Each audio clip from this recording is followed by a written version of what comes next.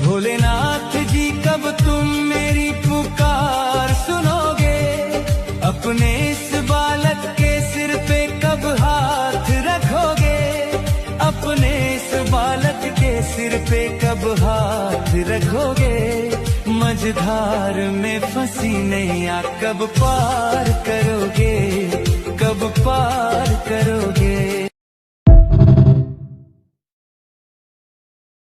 आज मैं आपको जो कहानी सुनाने जा रही हूँ ना, उसे ध्यान से जरा सुनिएगा। अगर आपके घर में बुजुर्ग हो तब भी, और अगर नहीं है तब तो और ध्यान से सुनिएगा, क्योंकि जब हम बुजुर्ग होंगे ना, तो ये कहानी हमारे बुढ़ापे को पार लगाने में बहुत सहायता करेगी। एक व्यक्ति की पत्नी की जब मौत हो गई, तो वो सुबह शाम पार्क में टहलने जाता था। पास में ही मंदिर था, भगवान के दर्शन करता था और दोस्तों के साथ बैठकर गप्पे मारता था।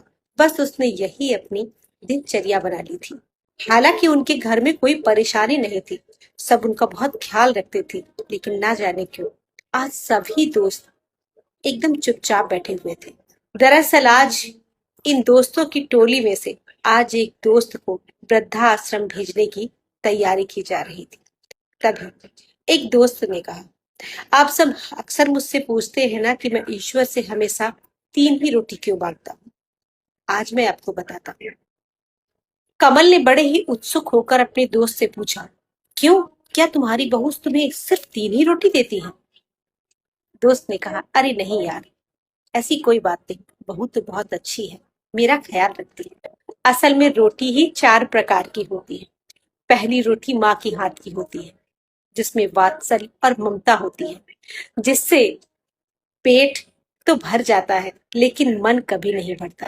तभी एक दोस्त बीच में ही बोल पड़ा, 16 आने सच, लेकिन शादी के बाद वो रोटी बहुत कम ही नसीब होती है। हाँ दोस्त, आगे वही तो बता रहा हूँ, पूरी बात तो सुनो। दूसरी रोटी पत्नी के हाथ की होती है, जिसमें अपनापन और समर्पण होता है, जिससे पेट और मन दोनों ही भर जाते हैं।